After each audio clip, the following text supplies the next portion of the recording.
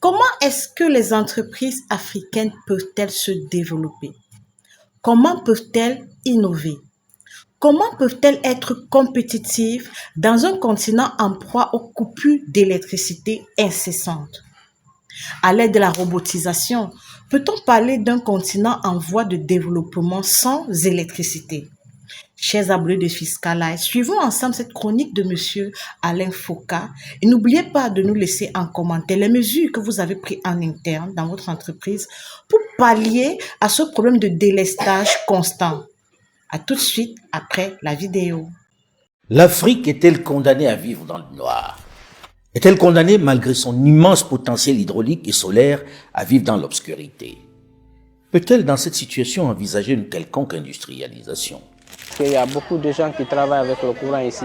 Les vendeurs de poissons, de poulet, des choses qu'on ne peut pas conserver à part l'électricité. Même pendant la nuit, il n'y a pas de courant. Du matin jusqu'au soir, il n'y a pas de courant. On coupe le matin, on donne ça, et on redonne ça le soir. Quand on coupe le courant, on ramène en même temps, ça gâte avec les choses qui sont dans le frigo. Si on coupe l'électricité ici, je suis obligée de sortir dehors pour travailler parce qu'il n'y a pas la lumière. Même si les clients viennent aussi, les clients n'arrivent pas à rester dedans parce qu'il fait très chaud. Je me sens gêné parce que je perds les clients. Le délestage de courant, oui. On en a marre, on n'a pas de programme fixe. Nous souffrons vraiment sur le délestage. C'est pas évident, il y a trop de coupures d'électricité. Nous sommes en pleine ville, par exemple ici, les courants partent 2, 3, 4 jours. On ne peut pas faire la provision alimentaire. Vous allez garder ça où? Comme des vivres frais. Nous achetons des histoires que nous mettons dans nos congélateurs et par après les courants partent. Parfois vous attendez l'électricité, les matins ça ne vient pas. 4 ou 3 fois par jour, ou pire. Je dirais vraiment c'est un calvaire pour nous Pinois. La situation s'aggrave jour après jour. La SINEL n'est pas vraiment à la hauteur de répondre aux besoins de la population quinoise. Aujourd'hui, vous pouvez avoir, demain, vous n'aurez pas de courant. Mais par contre, nous continuons à payer les factures. Du Niger au Cap, de Ouagadougou à Abidjan ou Bamako, de Lomé à Kinshasa en passant par Douala et Brazzaville, la réalité est à peu de choses près la même. Les Africains vivent au rythme des coupures d'électricité, des délestages comme on le dit communément, de jour comme de nuit. Même la puissante Afrique du Sud n'échappe pas au phénomène. Dans son aile, Société nationale d'électricité limitée.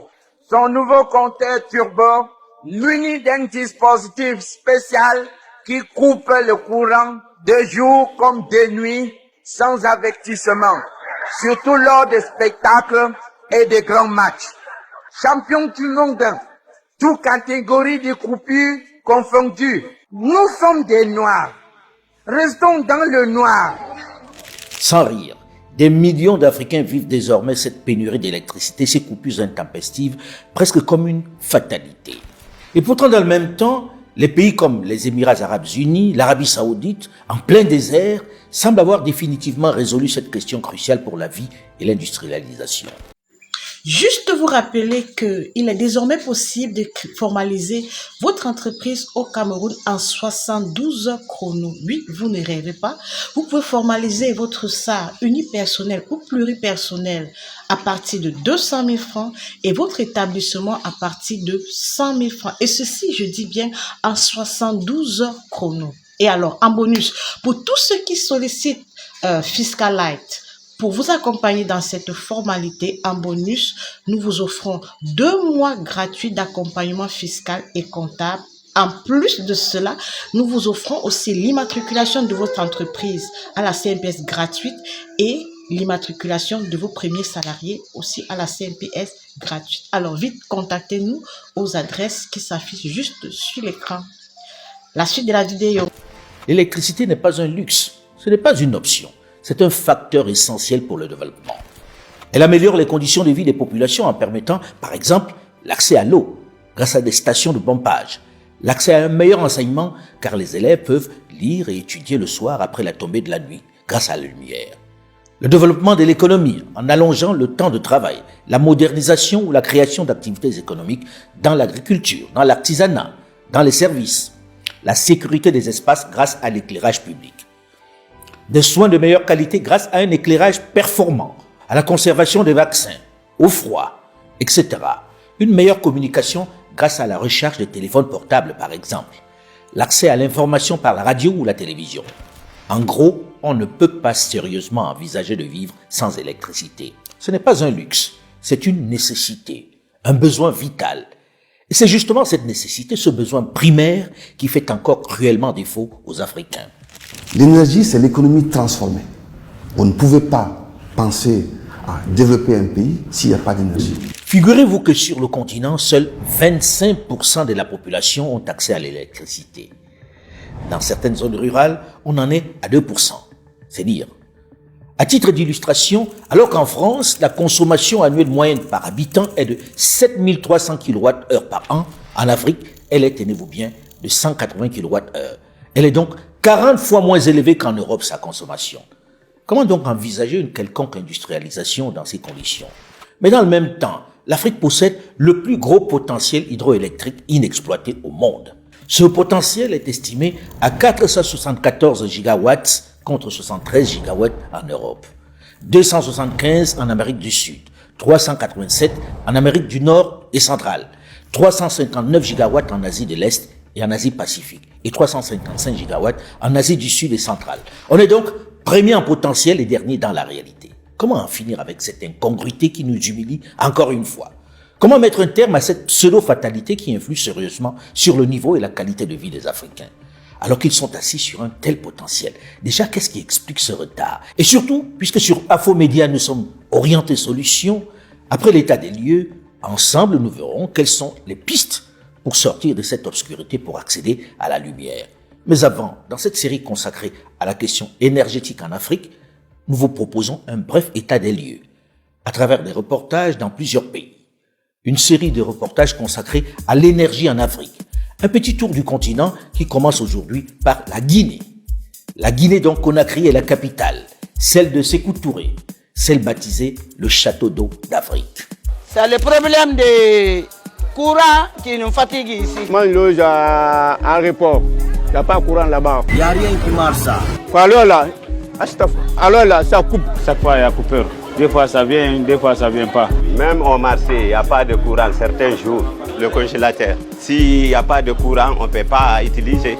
C'est tous les jours. Pendant la journée, il n'y a pas de courant. S'il n'y a pas de courant, on ne peut pas travailler. Il y a certains quartiers, même 1 mois, 2 mois, il n'y a pas de courant. Le matin jusqu'à 18h, il n'y a pas de courant. S'il n'y a pas de courant, les poissons sont gâtés. Si c'est gâté, nous, on perd. C'est gâté, on jette. Si ma femme aimait le poisson, ça gâte. Chaque 2 mois, il y a des factures.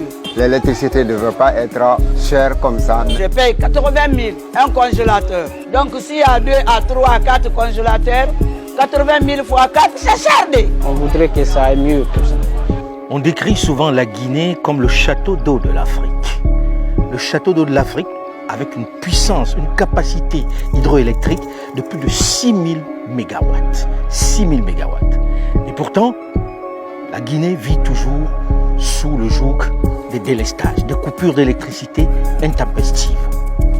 Pour l'instant, des 6000 mégawatts, tenez-vous bien, on en exploite moins de 1000. Ce qui explique que la Guinée soit dans le noir. Comment expliquer ce paradoxe? Comment expliquer cette incongruité qui veut qu'on ait autant d'eau, mais que l'on ne puisse pas s'éclairer, que l'on soit obligé de vivre dans le noir, alors que la nature vous a doté d'un grand bien qui est cette puissance hydroélectrique. Jeudi 14 mars 2023, des jeunes descendent à la tombée de la nuit dans les rues de Conakry pour manifester bruyamment et violemment contre les coupures intempestives d'électricité qui rythment leur vie depuis quelque temps. Ils en ont assez de cette chaleur accablante et de ne pouvoir vivre dans cette étouffante obscurité de saison sèche. Alors ils dressent des barrages, se livrent à quelques casses de pillage et le ton monte avec les forces de l'ordre. Ça a touché les consommateurs, il y a des manifestations par-ci, par-là. Parce que, bref, on ne peut pas s'en passer de l'énergie en plein 21e siècle. Encore une fois, la question de l'énergie menace la paix dans ce pays qui croule pourtant sous l'eau. Un enjeu politique qu'exploitent à chaque occasion les politiques de tous bords. Cette fois-ci, les populations rejettent la responsabilité de la détérioration de la situation sur le régime militaire en place depuis septembre 2021. La situation est catastrophique parce que durant toute la journée, il n'y a pas de courant. En ville ici, au temps d'Alpha Condé, il y a de courant. Il y a trop de coupures. Avant, ce n'était pas comme ça. Mais à l'heure là, il y a trop de coupures. Ce n'était pas comme ça en 2019-2020, il y avait le courant quand même. Même en saison sèche, on n'assistait pas à ces coupures pareilles. Non, les 2 dernières années, l'électricité était plus bonne qu'à l'heure là. Parce qu'avant, on avait oublié le problème de coupure de courant, mais maintenant là, ça commence à refaire surface, donc ça commence à inquiéter les gens. Avant, il n'y a pas beaucoup de coupures. Mais à l'heure là, il y a beaucoup de coupures. Le président Alpha Condé disait chez nous ici, le problème de l'électricité, ils ont résolu ça. Maintenant, c'est un problème lointain maintenant pour les Guinéens. C'est Alpha Condé qui disait ça? Oui, il nous disait ça. C'est un problème lointain maintenant. Les Guinéens n'ont plus de soucis par rapport à l'électricité. Avant l'avènement du CNRD, on avait plus d'électricité. Il y avait moins de coupures. Pendant, je pense, les 6-7 dernières années, quand même sur Conakry, je veux dire, parce que c'est là que je vis, le problème d'électricité, la desserte était meilleure. Le business se trouve dans les téléphones. Maintenant, tu arrives à la maison, il n'y a pas de courant. Au travail, il n'y a pas de courant. Il y a certains quartiers, même 1 mois, 2 mois, il n'y a pas de courant. C'était mieux avant. Mais alors là, jamais. Au temps d'Alpha Condé, quand même, il y a de courant un peu. Quand même. Comment tu peux parler de résoudre la question d'énergie dans un pays où la moitié n'est pas alimentée? Qu'est-ce que tu as résolu? Ou seulement que la capitale connaît une alimentation normale et le reste du pays végète dans le noir? Qu'est-ce que tu as résolu? Dites-moi. Qu'est-ce qui a été résolu? C'est quand même difficile, comme vous le dites, de comprendre que la Guinée, avec un potentiel hydrogéologique qui pouvait nous donner à date près de 6000 mégawatts, et que notre pays soit constamment confronté à un délestage. C'est vrai que depuis fin 2023, les coupures d'électricité se sont intensifiées, notamment à Conakry. Qu'est-ce qui explique la recrudescence de ces délestages qui semblaient pourtant avoir été résolus par le précédent régime du président Alpha Condé? Au moment d'Alpha Condé, donc, il y avait le qualité, mais maintenant là, il n'y a plus de stabilité d'électricité quand même. Actuellement, nous assistons à beaucoup de coupures, même en saison pluvieuse. Ouais, nous croyons que pendant les saisons pluvieuses, nous n'allions pas assister avec des coupures pareilles. Mes zones de fois, je trouve qu'il y a de l'électricité, de fois aussi, je trouve qu'il n'y a pas. Le délestage, c'est la suite logique d'un manque de production. On ne délaisse pas pour délester. Ça, on en est persuadé.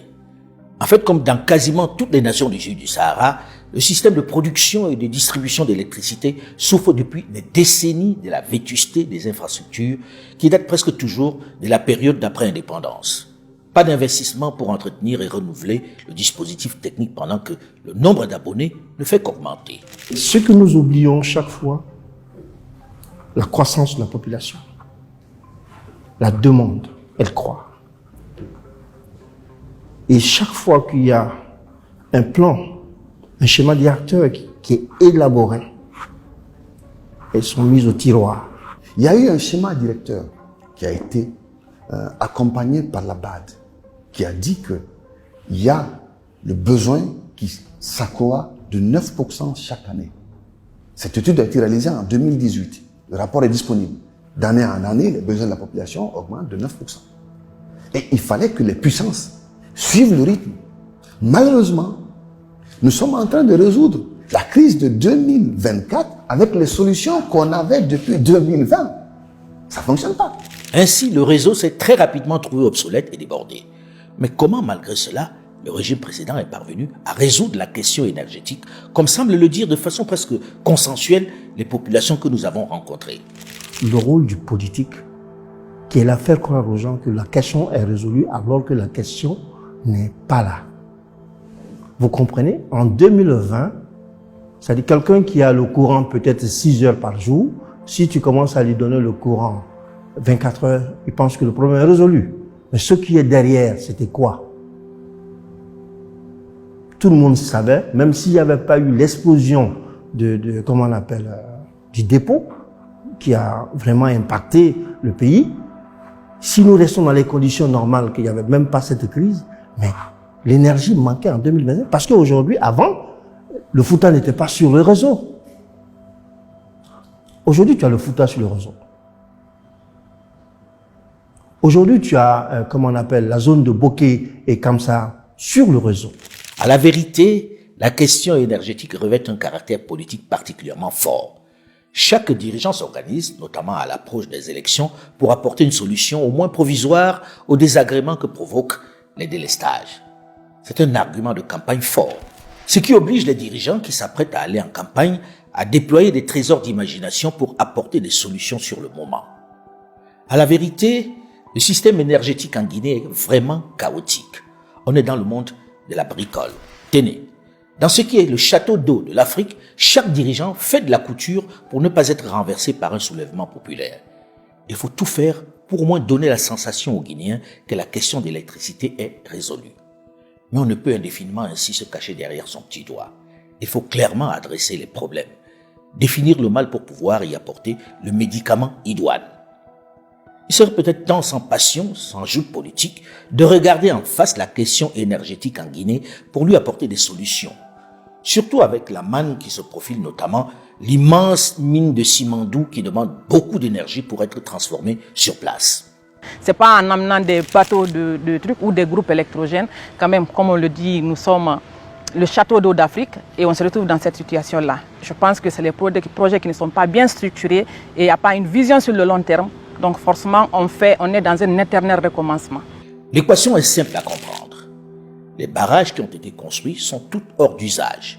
Et pendant ce temps, la demande a considérablement augmenté. Parce que tout simplement, il n'y a pas eu d'investissement. De la part de qui? De la part de l'État. Depuis 20 ans, on savait que la croissance de la population va de pair avec l'industrialisation, mais aussi avec les besoins en énergie.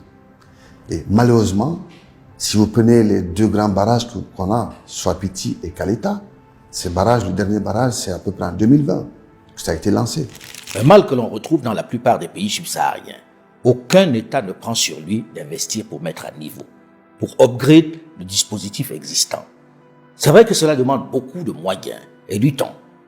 Et puisque la plupart de ces gouvernants ne réfléchissent, ne se projettent que sur la durée de leur mandat, qui est trop court pour réaliser un projet et en tirer le bénéfice politique, ils ne voient pas l'utilité, l'urgence de se lancer dans des gros investissements qui vont profiter à leurs potentiels successeurs.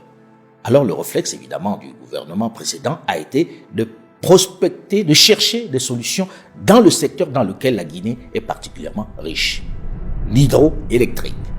Les promesses et les projets sur le papier vont se multiplier dans ce sens. Ainsi, en 2015, va être mis en fonctionnement le barrage de Kaleta, un barrage hydroélectrique d'une capacité de 220 MW, une bouffée d'oxygène qui est faite en partage de revenus avec la société chinoise Sogès. Le politique de l'époque fait comprendre aux Guinéens qu'avec ce nouveau dispositif, la question de l'électricité est résolue. Il va même plus loin en laissant penser que la Guinée sera bientôt en capacité de vendre de l'énergie à ses voisins. Seulement, Kaleta est très loin de combler le gap de la demande domestique. En plus, Kaleta est un barrage sans réservoir. Un barrage sans réservoir est totalement dépendant de la pluviométrie. Ce barrage où on est, Kaleta, n'a pas de réservoir. Encore une fois, n'a pas de réservoir. Le barrage de Kaleta ne fonctionne donc à plein régime que dans les périodes où il y a suffisamment de pluie sur la durée pour l'alimenter en eau afin qu'il produise de l'énergie. Or, il n'y a rien de plus aléatoire, de plus incertain. La vie des consommateurs est donc rythmée par les saisons et avec le dérèglement climatique, la question des délestages n'est donc pas résolue. Le gap reste important. Quand on a fait Kaleta, c'était 240 de beau à voir. J'ai entendu des gens dire, on a suffisamment d'énergie. J'ai dit non, on n'en a jamais suffisant. Parce que vous oubliez que la demande va croître. Et si l'investissement ne continue pas, ça va s'arrêter. Au regard du gap, de l'insuffisance de l'énergie, l'État guinéen va passer un autre accord avec l'entreprise chinoise Sogeka pour construire un autre barrage un peu plus haut sur le même site, celui de Swapiti, avec une puissance de 440 MW, ce qui ramène la capacité des deux barrages à 690 MW. Swapiti, contrairement à Kaleta, est un barrage avec un réservoir. Derrière moi, le barrage de Swapiti, qui vient suppléer celui de Kaleta que nous avons vu un peu plus bas. Il était censé au départ fournir 600 mégawatts. 600 mégawatts au départ, puis finalement on est aujourd'hui à 450. 450 qui viennent s'ajouter à celui de Caleta. Mais sa particularité est d'être avec un réservoir, c'est-à-dire ce n'est pas un barrage saisonnier. Il permet de tourner toute l'année à condition que l'on ait de l'eau. L'eau qui quitte Soapiti, c'est elle qui vient ici pour faire le niveau 2 qui permet de fonctionner. Un tel barrage, dans sa phase de réalisation, moi j'ai fait 4 voyages à Soapiti Caleta.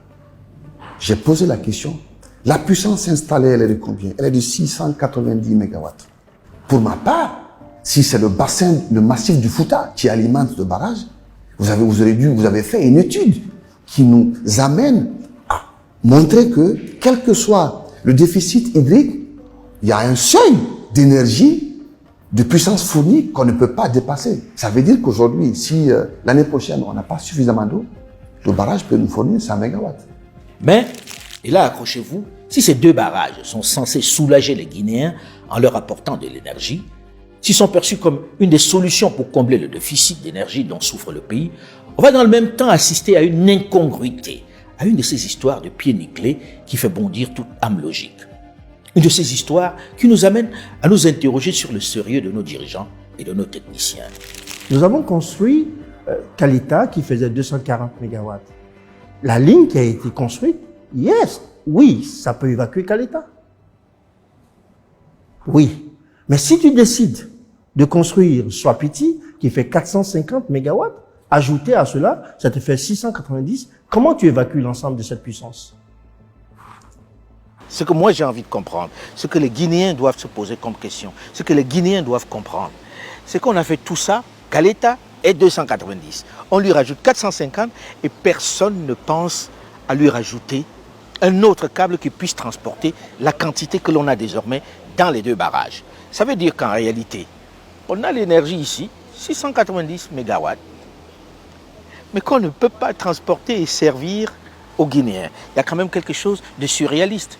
Donc, on paye pour les 690 mégawatts, mais pour des raisons politiques, pour des raisons qui nous échappent, en tout cas moi ça m'échappe, on n'a pas pensé au transport de cette énergie-là. Est-ce qu'il n'y a pas un gâchis quelque part? Comment tu peux réaliser 2 barrages de 690 mégawatts et construire une ligne qui ne peut pas l'évacuer? Comment tu peux concevoir ça? C'est fait exprès ou c'est parce qu'il y a un manque d'ingénieurs? Ou c'était quoi? Qu'est-ce qui était derrière? C'est un peu comme si vous achetez une voiture de luxe, une Maserati, une Lamborghini, une Tesla, pour circuler sur une piste conçue pour un vélo. L'image n'est pas forte, croyez-moi. C'est comme si on a une nouvelle voiture. On l'a, mais on la roule dans un espace caouté. Ça veut dire qu'on ne peut pas bénéficier de toutes les options de cette voiture parce qu'elle n'est pas en position idéale de donner entière satisfaction à l'utilisateur. Ça vient du politique. Parce qu'un ingénieur sait que si je construis une centrale de 240 mégawatts, je dois pouvoir l'évacuer. On a conçu un dispositif pour transporter 290 mégawatts. Et lorsque l'on construit le second, plus puissant, 440 mégawatts, on ne conçoit pas un autre dispositif pour le transporter. Fabuleux. Je pense que on a fait croire à tout le monde que Soapiti Caleta résolvait la crise énergétique dans le pays. C'est pour cela aujourd'hui, les gens disent, oui, mais avant, il y avait l'électricité. Et ce n'est pas tout. Le deal avec les 2 sociétés